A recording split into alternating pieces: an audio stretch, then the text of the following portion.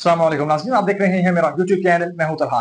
चंद दिन पहले कतर पर एक अटैक हुआ था इजराइल की जानिब से। जब दो पार्टीज के दरमियान मुज़ाकरात चल रहे थे तो एक पार्टी ने खिलाफ वर्जी करते हुए दूसरी पार्टी पर अटैक किया। इस अटैक का मकसद ये था कि उस पार्टी की जो टॉप लेवल की लीडरशिप यहाँ मौजूद है उसको अटैक करके यही खत्म कर दिया जाए ताकि इसराइल अपने मकसद में कामयाब हो सके और वो गाजा को टेक ओवर कर सके। और इस अटैक के बाद हमने देखा था कि मुस्लिम दुनिया में और खास तौर पर अरब दुनिया में एक तशवीश की लहर दौड़ी थी और ये लग रहा था कि अब अरब दुनिया की जानिब से एक बड़ा स्वेर रिस्पॉन्स आएगा, बड़ा तगड़ा जवाब आएगा। अरब दुनिया जो है वो इसराइल को यहाँ एक बड़ा तगड़ा जवाब देगी। और उसके बाद हमने देखा कि दोहा में अरब इस्लामिक समिट हुआ जिसमें तमाम मुस्लिम ममालिक के लीडरान जो हैं वो वहां मौजूद थे। बड़ी तगड़ी जबरदस्त स्पीचेस की गई। पाकिस्तान के वजीर आजम शहबाज शरीफ ने भी बड़ी जबरदस्त स्पीच की और पाकिस्तान ने कहा कि 1967 से पहले वाले बॉर्डर्स की पाकिस्तान जो हिमायत है वो जारी रखेगा। और यहां तक भी कहा कि इसराइल की जो यूएन की रुकनीत है उसको मुअत्तल भी किया जाना चाहिए। तो इस तरह की एक तगड़ी स्पीचेस हुई और इन स्पीचेस के बाद एक लंबी चौड़ी करारदाद जो है वो सामने आई जो मंजूर हुई। और इस करारदाद के बाद नतीजा ये निकला जिस करारदाद में सिर्फ मजम्मत की गई, अल्फाजन मजम्मत की गई और हरफन मजम्मत की गई इसराइल की, वो मजम्मत जो पहले भी की जा रही थी। और उस वक्त ये ममालिक जो है वो घरों में अपने अपने ममालिक में बैठकर ये मजम्मत कर रहे थे। और अब ये इकट्ठे हुए दोहा में एक समिट हुआ और उस समिट के बाद भी क्या हुआ, सिर्फ मजम्मत की गई। और उस मजम्मत का नतीजा ये निकला कि वो इसराइल जो पहले सिर्फ फिजाई हमले कर रहा था गाजा पर, और अब इस मजम्मत के बाद, इस करारदाद के बाद, ये जो लंबी चौड़ी इतनी स्पीचेस के बाद करारदाद पेश हुई, अब इस करारदाद के बाद वो इसराइल जो है वो गाजा के सेंटर में दाखिल हो चुका है। उसकी फौजें, उसके टैंक जो हैं उन्होंने इस करारदाद को अपने टैंकों ने अपने टायरों के नीचे रोंद डाला है। और अब वो जो टैंक हैं इसराइल के वो गाजा के सेंटर में दाखिल हो चुके हैं। तो इस मजम्मत का, इस करारदाद का ये नतीजा निकला। नाज़रीन, ये एक, मैं समझता हूं तारीख जो है वो कम कम ऐसे मौके देती है। तो ये अरब दुनिया के लिए, मुस्लिम दुनिया के लिए ये जो कतर पर अटैक हुआ, इससे पहले इसराइल जो है वो 6 रियासतों पर अटैक कर चुका है चंद दिन में। और ये एक डिफाइनिंग मोमेंट था उस इसराइल को लगाम डालने के लिए जो आजकल बेलगाम हुआ है, बेकाबू हुआ है। जब वो चाहता है, जिधर चाहता है वो अटैक कर देता है। तो ये एक डिफाइनिंग मोमेंट था तारीख में कि यहाँ ये मुल्क जो है, अरब मुल्क जो है, इस्लामिक मुल्क जो है, यहाँ इसराइल को दबोच सकते थे। लेकिन इन्होंने इस अपॉर्चुनिटी को भी अवेल नहीं किया और इन्होंने सिर्फ मजम्मत पर इक्तफा किया। और अब उस मजम्मत का नतीजा ये निकला है कि वो इसराइल जो पहले सिर्फ फिजाई हमले कर रहा था, अब वो उसकी जो फौजें हैं, जो टैंक हैं, वो गाजा के सेंटर में दाखिल हो चुकी हैं। और उसका जो बड़ा मकसद है इसराइल का, वो गाजा को टेक ओवर करना है। नाज़रीन, इस वक्त दुनिया में 2 रियासतें ऐसी हैं जो एक्सपेंशनिस्ट आइडियाज पर बिलीव करती हैं। उनमें एक मोदी, उसका अखंड भारत। इंडिया का जो बयानिया है, उसकी जो आरएसएस आइडियोलॉजी है वो ये है कि वो अखंड भारत बनाना चाहता है। और दूसरी जानिब उसका जो फर्स्ट कजन है इसराइल, नेतन्याहू, उसकी जो रजीम है, उसकी जो हुकूमत है, वो एक ग्रेटर इसराइल बनाना चाहती है। तो दुनिया में ये 2 रियासतें इस वक्त मौजूद हैं जो एक्सपेंशनिस्ट आइडियाज पर बिलीव करती हैं। तो मेरा यहाँ सवाल यह है कि आप एक ऐसी रियासत को, एक ऐसी शख्सियत को जिसका माइंडसेट ये है कि वो गॉड का काम कर रहा है और गॉड ने उनको इस काम के लिए लगाया है कि वो ग्रेटर इसराइल बनाए, और जब वो मरेगा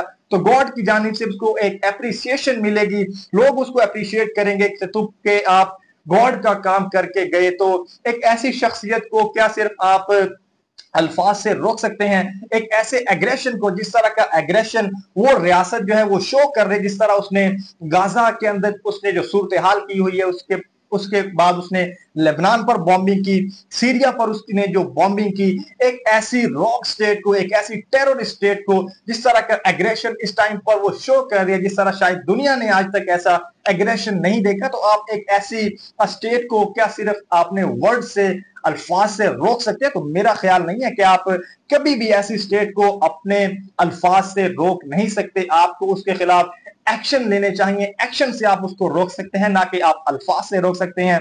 और आपने अभी भी मजम्मत का सहारा लिया। और ये जो दोहा समिट में ममालिक मौजूद थे, आप इनकी पोटेंशियल पावर का नाज़रीन अंदाजा लगाएं कि यहाँ जो लीडरान मौजूद थे, 2 अरब मुसलमानों की नुमाइंदगी करने वाले लीडरान यहाँ दोहा में इस समिट में शिरकत करने के लिए मौजूद थे। और दुनिया को जो एनर्जी सप्लाई करते हैं कंट्रीज, उनकी उनमें से जो 1/3 कंट्रीज हैं वो यहाँ इस वक्त दोहा में मौजूद थे। और यूएन की 1/3 मेंबरशिप यहाँ इस वक्त दोहा में मौजूद थी। और इतनी ज्यादा पोटेंशियल पावर रखने के बाद भी सिर्फ मजम्मत की गई।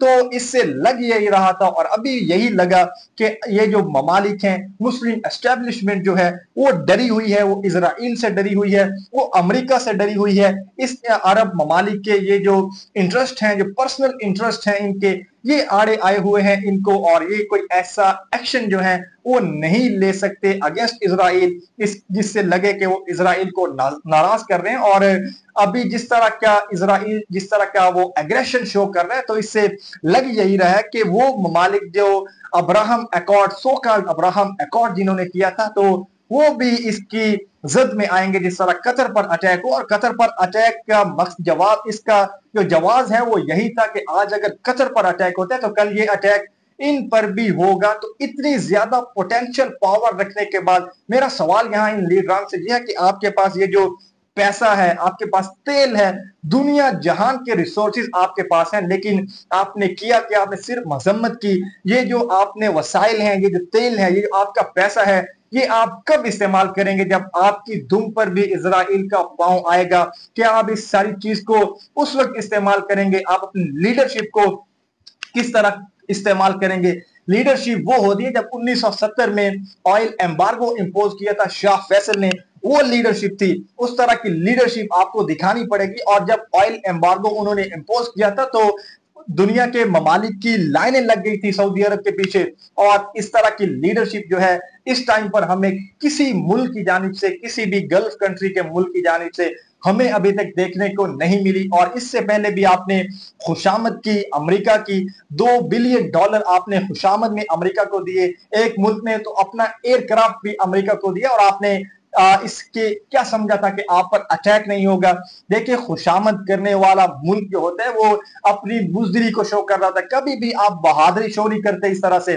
जब भी आप किसी की खुशामद करते हैं तो आप उसको ये पैगाम दे रहे होते हैं कि आप उससे निचले लेवल पर है और वो हायर लेवल पर है, आप उससे डरे हुए हैं और आप उससे सहमे हुए हैं। और अभी भी आपने यही पैगाम दिया। आप इससे पहले $2 बिलियन खुशामद में दे चुके थे और अभी आपने ये जो करारदाद लिखी है, इसमें आपने जो एक फिक्रा लिखा है वो भी अभी आप खुशामद और खुशामद कर रहे हैं। तो इससे मेरा नहीं ख्याल कि आप जो है जद में नहीं आएंगे। जिस तरह की पॉलिसी पर आप अमल पैरा हैं, जिस तरह की मजम्मत आप अपनाए हुए, वो मजम्मत आप पहले घरों में बैठकर भी कर रहे थे, लेकिन अभी आप दोहा में इकट्ठे हुए और आपने वही किया कि मजम्मत की। और इस आपने ये जो एक लाइन लिखी जिसमें आपने और खुशामद की, तो मैं यही कहूंगा कि खुशामद जो होती है वो आपको कभी भी बड़ा शो नहीं करती, वो आपकी बुजदिली को शो करती है। और आप तो ये तक भी नहीं कर सके कि वो जो स्पेस यूज करता है, एयर स्पेस इजराइल, आप उसको कंट्रोल कर सकें, आप उस पर उसको बैन कर सकें। और वो